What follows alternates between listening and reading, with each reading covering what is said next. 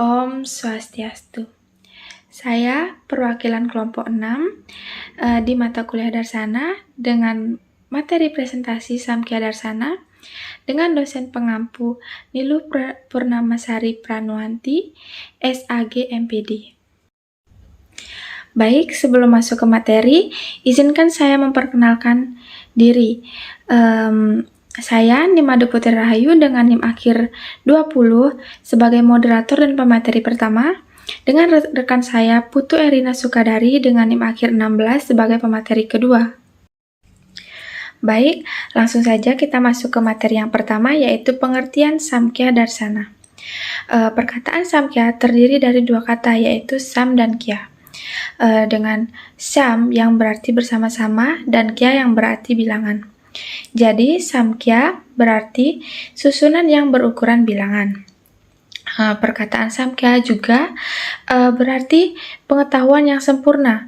Yang dimaksud adalah filsafat tentang sesuatu yang memberikan pelajaran-pelajaran untuk mengenal diri sendiri secara metafisik. Lalu, Samkhya juga merupakan kelompok filsafat yang tergolong atasika. Dalam ajarannya, secara metafisik mengemukakan pokok-pokok ajaran seperti Purusa, Prakrti, Triguna, pencipta alam semesta, dan adeistik. Ajaran Samkhya juga disebut sebagai ajaran yang realitas, dualitas, dan pluralitas. Kenapa sih Samkhya disebut sebagai ajaran yang realitas? Nah, karena prinsip dalam ajarannya ada dua realitas yang berdiri sendiri, saling bertentangan dan dapat dipadukan, yaitu Purusa dan Prakrti. Nah, apa sih Purusa dan Prakrti tersebut? Nah, Purusa adalah jenis kesadaran tertinggi. Dalam ajaran Samkhya menyebutkan Purusa sama dengan roh atau jiwa. Purusa ini bersifat kekal, tidak terikat, yang meresapi segala ciptaan yang hidup. Teori Samkhya menyatakan bahwa roh itu ada karena ia menjelma. Lalu, Prakrti adalah sebuah akhir dari alam semesta. Prakrti merupakan awal dari semua yang ada di alam semesta ini. Prakrti terdiri dari dua kata, yaitu pra yang berarti sebelum atau pertama, dan ker yang artinya membuat atau menghasilkan. Jadi, Prakrti diartikan sebagai yang ada sebelum segala sesuatunya dihasilkan atau disebabkan. Lalu, kenapa sih Samkhya dan Samkhya itu disebut sebagai pluralisme? Karena di dalam ajarannya mengajarkan bahwa Purusa itu beranak sekali. Oke, langsung saja kita masuk ke materi yang kedua, yaitu epistemologi Samkhya. Menurut ajaran Samkhya, ada 3 sumber pengetahuan yang benar, yaitu Tripermana, dengan bagian-bagiannya yaitu Pratyaksa Permana, Anumana Permana, dan Sabda Pernana. Nah, adapun pengetahuan yang dipandang benar bila pengenalan akan objek itu pasti dan benar melalui budi dalam pengetahuan yang benar. Itu ada 3 unsur, yaitu yang pertama adalah objek, yang pertama adalah subjek, objek, dan sumber pengetahuannya. Subjek ini adalah asas kesadaran yang tidak lain adalah roh atau Purusa.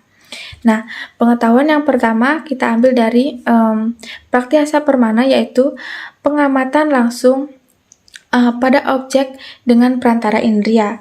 Misalnya seperti kita ada melihat pohon. Pohon ini berada di wilayah pandangan mata kita. Itu berarti ada hubungan antara pohon dengan mata indria kita. Lalu pengetahuan yang kedua didapat dari Anumana. Anumana ini adalah pengetahuan yang didapat atas dasar kesimpulan, misalnya apapun yang diamati oleh seseorang akan mengantarkan seseorang tersebut pada yang tidak diamati.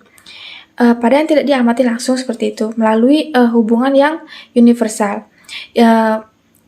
Lalu untuk yang kedua, pengetahuan itu yaitu yang didapat dengan pengamatan langsung dan tidak langsung.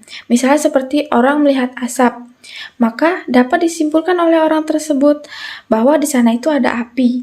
Nah, orang yang mengetahui di sana ada api karena adanya hubungan antara asap dengan api. Baik, selanjutnya yaitu apa sih tujuan akhir dari ajaran Samkhya? Nah, tujuan akhir dari ajaran Samkhya adalah kelepasan. Kelepasan itu adalah penghentian yang sempurna dari semua penderitaan. Nah, kelepasan ini adalah tujuan akhir dari hidup kita. Lalu, adapun kemajuan ilmu pengetahuan. Nah, kemajuan ilmu pengetahuan ini hanya bisa meringankan hidup kita, tapi tidak bisa melepaskan kita dari penderitaan yang sepenuhnya. Lalu kita masuk ke materi yang ketiga, yaitu pendiri atau pencetus ajaran Samkhya. Nah, ajaran Samkhya ini sistemnya dicetuskan oleh Resi Kapila. Resi Kapila ini lahir dari ibu yang bernama Devahuti dan ayahnya adalah Kerdema. Dari ibunya lah Resi Kapila ini mendapatkan ajaran-ajaran filsafat, dan apa yang menjadi konsep sistem ini dituliskan dalam sebuah buku Samkhya Sutra. Nah, Resi Kapila juga sering dipanggil dengan sebutan Resi Kapila Muni. Resi Kapila Muni ini dikatakan sebagai putra Brahma atau putra Brahma dan Awatara Wisnu. Oke, sekian pemaparan materi dari saya, akan dilanjutkan oleh teman saya, yaitu pemateri kedua. Terima kasih. Baik, terima kasih atas waktu yang diberikan kepada saya. Di sini saya akan melanjutkan pemaparan materi dari teman saya, yaitu tentang 25 prinsip atau tatwa yang diberikan oleh ajaran Samkhya Darsana. Nah, teman-teman bisa perhatikan di samping saya sudah ada bagan yang ada urutan-urutan untuk mencapai 25 tatwa. Yang pertama ada purusa. Nah, purusa ini diartikan sebagai jenis kesadaran yang tertinggi. Samkhya menyebutkan bahwa purusa ini adalah roh atau jiwa. Purusa ini juga bersifat tak terikat atau asanga, yang meresapi segala yang abadi dan tidak berubah. Purusa hanya menjadi sebuah saksi, namun kehadirannya seolah-olah terikat dalam hukum reinkarnasi. Nah, hal ini tidak lain karena kemelekatannya dengan prakerti. Nah, prakerti dan purusa ini merupakan asas yang sifatnya tanpa awal atau anadi, tanpa akhir dan tak terbatas atau ananta. Selanjutnya ada prakerti.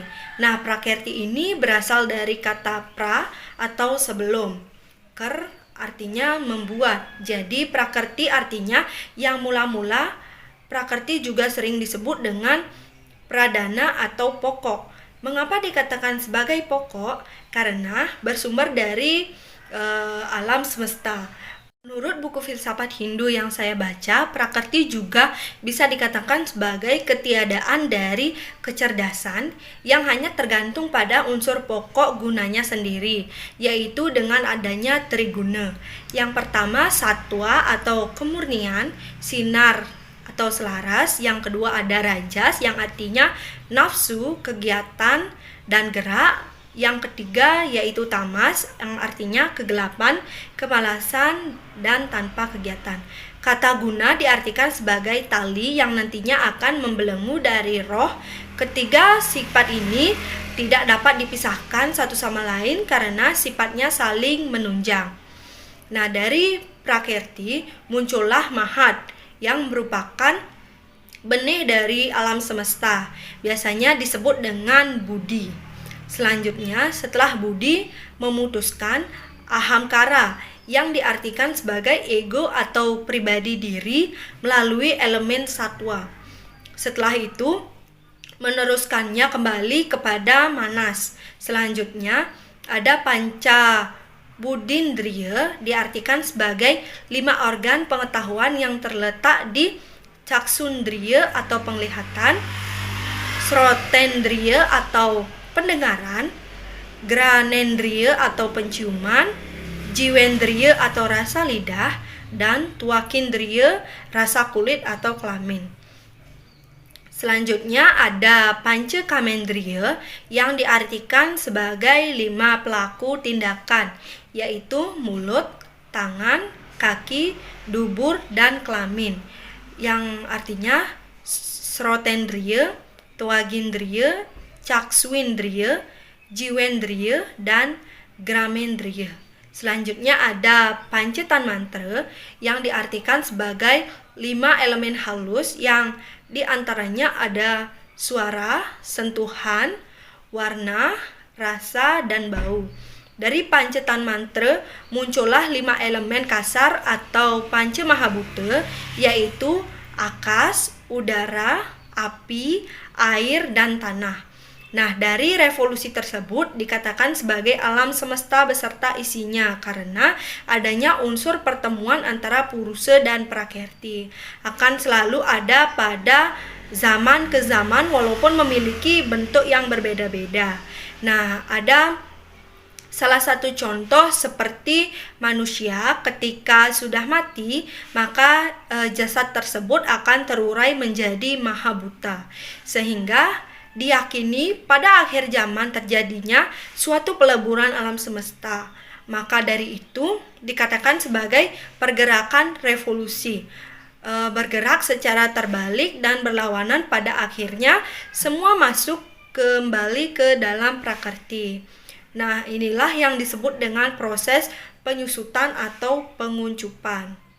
Materi selanjutnya tentang etika dan konsep kesempurnaan. Nah, menurut buku Nawadarsana, di dalam etika Samkhya tidak membedakan seseorang atas golongannya untuk mempelajari kitab suci Weda. Nah, semua orang dapat mempelajari kitab suci Weda tersebut karena pada hakikatnya Weda adalah untuk semua orang dalam hubungan antara manusia. Samkhya mengajarkan agar seseorang dapat mengendalikan pikiran yang jahat dan mengharapkan kepada pikiran-pikiran yang baik. Karena pada pikiran yang baik akan dapat membawa seseorang pada keseimbangan lingkungan dan dirinya sendiri. Karena kekuatan pikiran tersebut dapat mengarahkan kita kepada hal-hal yang baik. Dikatakan seseorang itu suci jika mereka melepaskan diri dari ikatan-ikatan yang berpangkal pada awidya atau ketidaktahuan, astika atau kelakuan yang buruk, raga atau nafsu serakah, dwesa atau kebencian, dan yang kelima ada abhinewasa yang artinya ketakutan. Nah, kelima tersebut disebabkan karena adanya sakti yang menguasai mala dan budi. Maka dari itu hendaknya seseorang dapat memahami kelima hal ini agar ia dapat melepaskan dirinya atau purusa dari ikatan prakerti. Nah, Samkhya juga mengajarkan bahwa pada hakikatnya tidak ada punyaku seumur ini adalah di luar punyaku, biarlah ia pergi. Yang artinya di dalam badan kita yang terdiri dari Panca Mahabhuta tidak perlu dirasukan atau dihiraukan jika mereka pada saatnya akan hancur karena jiwa tidak ikut hancur. Unsur Panca Mahabhuta yang ada di dalam diri, cara kerja dan keadaannya sama dengan yang ada di luar karena ia berasal dari sumber yang sama.